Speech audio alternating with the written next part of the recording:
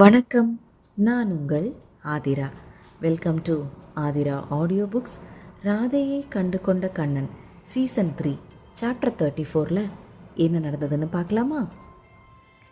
இவள் எவ்வாறு இங்கே வந்தாள்? அவனுக்கு ஒன்றும் புரியவில்லை. நேற்றிரவு அவளை ஈஸ்வரனின் வீட்டில் விட்டுவிட்டு வந்தபோது அவளை நன்றாக கவனித்து கொள்ளுமாறு அவனிடம் சொல்லிவிட்டுத்தான் வந்தான்.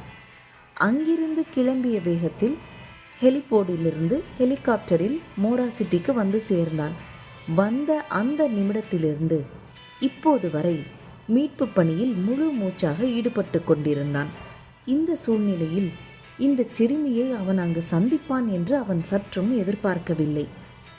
இவள் என்ன முட்டாளா? நிலநடுக்கம் நடந்த இடத்திற்கு வரும் அளவிற்கு இவளுக்கு எங்கிருந்து இவ்வளவு தைரியம் வந்தது? எத்தனை பேர் இந்த நிலநடுக்கத்தில் உயிரை விட்டிருக்கின்றனர். அப்படி இருக்கும் பொழுது இப்படி ஒரு இடத்திற்கு வர யார் இவளை தூண்டியது? ராதிஷாவை அங்கு பார்த்ததிலிருந்து மிகவும் கவலை கொண்டான் கியாஷ். அவனது இதய துடிப்பு அதிகரித்தது. அவனது நரம்புகள் புடைத்தது. அவனது உணர்வுகளை அடக்க பெரிதும் பாடுபட்டு கொண்டிருந்தான்.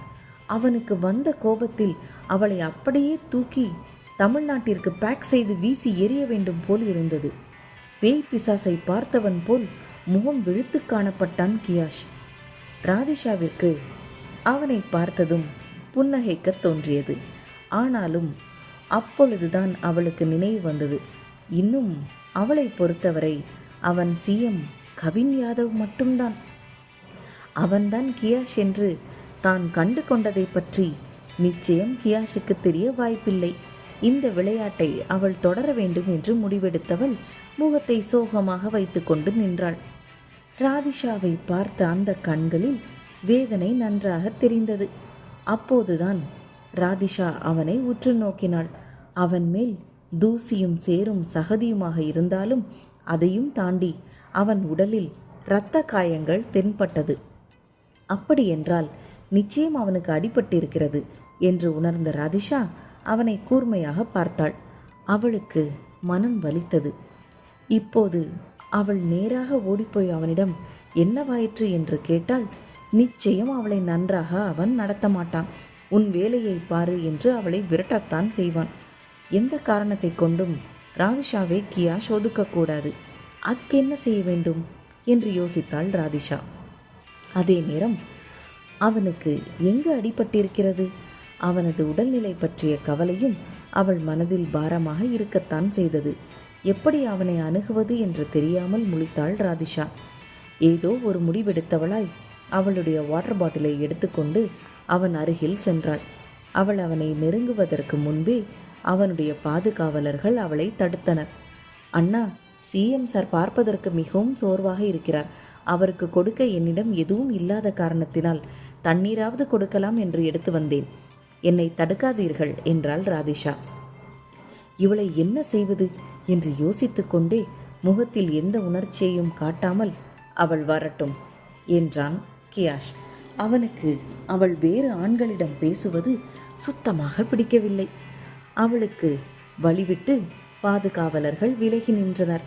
அப்பொழுதும் ராதிஷா அவர்களை நிமிர்ந்து பார்த்து, ரொம்ப தேங்க்ஸ் அண்ணா, நீங்களும் டயர்டாக இருப்பீங்க, உங்களுக்கும் 2 வாட்டர் பாட்டிலை எடுத்துகிட்டு வரேன் என்று மிகவும் மென்மையான குரலில் அவர்களிடம் பேசிவிட்டு திரும்பினாள்.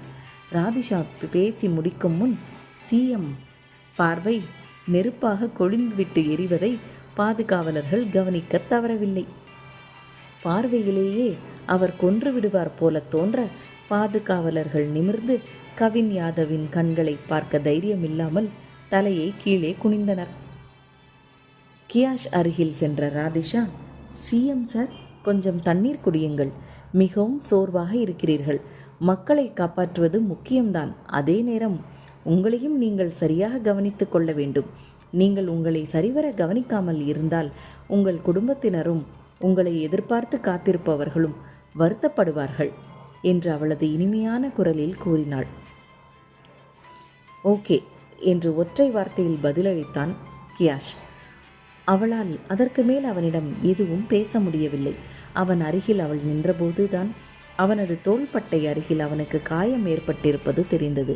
அவள் கையில் வாட்டர் பாட்டிலை கொடுத்தவன், நீ மெடிக்கல் டீமில் இருக்கியா என கேட்டான். ஆமாம் சார், உங்களுக்கு ஏதாவது உதவி தேவைப்பட்டால் சொல்லுங்கள் என்றாள் ராதிஷா. சரி, என்னுடன் வா என்று சொன்னவன் வேக வேகமாக நடக்க ஆரம்பித்தான். ராதிஷா அவன் பின்னே ஓட்டமும் நடையுமாக முன்னேறினாள். அவன் அழைத்த சந்தோஷத்தில் அவன் பின்னே சென்று கொண்டிருந்தவள் அவன் நின்றதை கூட கவனிக்காமல் அவன் முதுகின் மேல் போய் மோதிவிட்டாள். கியாஷ் பதற்றத்துடன், ஆர் யூ ஓகே என கேட்டான்.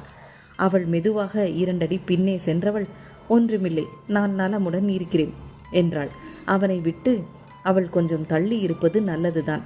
அங்கங்கு பத்திரிகைக்காரர்கள் வேறு திரிந்து கொண்டிருந்தனர். இவர்களை படம் பிடித்து செய்திகளில் போட்டுவிட்டால் பாவம் அவனது பெயருக்கும் களங்கம் விளைவிக்கும்படி ஆகிவிடும். சரி, பார்த்து வா என்று சொன்னவன் அருகில் இருந்த டென்ட் ஒன்றுக்குள் நுழைந்தான். அந்த டென்ட்டுக்குள் ஒரு மேஜை மற்றும் 2 பெஞ்சுகள் இருந்தது. மேஜை மேல் 2 நூடுல்ஸ் பாக்கெட்டுகளும் தண்ணீர் சூடு பண்ண ஒரு கெட்டிலும் வைக்கப்பட்டு இருந்தது. இந்த டென்ட்டில் இந்த மாநிலத்தின் முதலமைச்சர் தங்கியிருக்கிறார் என்று சொன்னால் யாருமே நம்ப மாட்டார்கள்.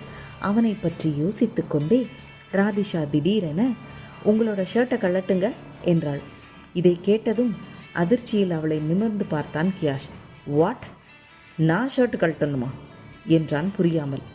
சிஎம் சார், ஷர்ட்டை கழட்டலைன்னா நான் எப்படி உங்களுக்கு காயத்துக்கு மருந்து போடுறது என கேட்டாள் ராதிஷா வெகுளியாக. எனக்கு அடிபட்டிருக்குன்னு உனக்கு எப்படி தெரியும் என கேட்டான் கியாஷ். அவனை பற்றி அதிகம் அவள் தெரிந்து கொள்ளாமல் இருப்பது நல்லது என்று அவனுக்கு தோன்றியது. அவள் நெருங்கி வந்தால் அவன்தான் கியாஷ் என்று கண்டு கொள்வாள் என்ற பயமும் அவனுக்கு இருந்தது. அதே நேரம் ராதிஷாவின் மனதில் என்ன நினைத்து கொண்டிருக்கிறான், எனக்கென கண்ணு தெரியாதா, பார்த்தாலே தெரிகிறதே இவனுக்கு அடிபட்டிருக்கிறது என்று, இரத்தக்கரை தான் சட்டையில் பட்டிருக்கிறதே, பின்பு ஏன் இப்படி ஒரு கேள்வி தன்னை பார்த்து கேட்கிறான் என்று யோசித்தாள் ராதிஷா. உங்களுக்கு அடிபட்டிருப்பது உண்மைதானே, அதை நான் பார்த்தால் என்ன, உங்களுக்கு சிகிச்சை அளிப்பதற்காகத்தானே கேட்கிறேன் என்றாள் ராதிஷா அக்கறையுடன். அவன் எதுவும் பதில் சொல்லாமல் திரும்பி அவளுக்கு ஒரு ரெயின்கோட்டை எடுத்து கொடுத்தான். இனிமேல் 1 மணி நேரத்திற்கு ஒரு முறை நீ உன் உடல்நிலையை செக் பண்ணி கொள்ள வேண்டும். மழை வருவது போல் இருக்கிறது, மழையில் நனைந்து மீண்டும் சளி பிடித்து விடாமல் பார்த்துக்கொள் என்றான் கியாஷ். சிஎம் சார், நீங்கள் சொல்வது அத்தனையும் நான் கேட்கிறேன், ஆனால் என்றாள் ராதிஷா. அவள் முடிக்கும் முன்னே கியாஷ், ஆனால் எதுவும் இல்லை என்றான் கோபத்துடன். எப்பொழுதுமே அவனுடைய சாந்தமான முகத்தை பார்த்து பழகிய ராதிஷா அவனுக்கு கோபப்படக்கூட தெரியும் என்று இப்பொழுதுதான் கவனித்தாள். இவ்வளவு கடுமையாக அவளிடம் பேச வேண்டிய அவசியம் என்ன இருக்கிறது? அதற்கு மேல் அவளுக்கு எந்த அவகாசமும் கொடுக்காமல் அவனே எழுந்து வந்து அந்த ரெயின்கோட்டை அவளுக்கு மாட்டிவிட்டான். இந்த நிமிடத்திலிருந்து நீ என் கண் பார்வையில்தான் இருக்க வேண்டும், எங்கும் போகக்கூடாது என்றான் அதிகாரத்துடன். இந்த லவ் ஸ்டோரியில் அடுத்து என்ன நடந்ததுன்னு நெக்ஸ்ட் எபிசோடில் பார்க்கலாம். Bye viewers.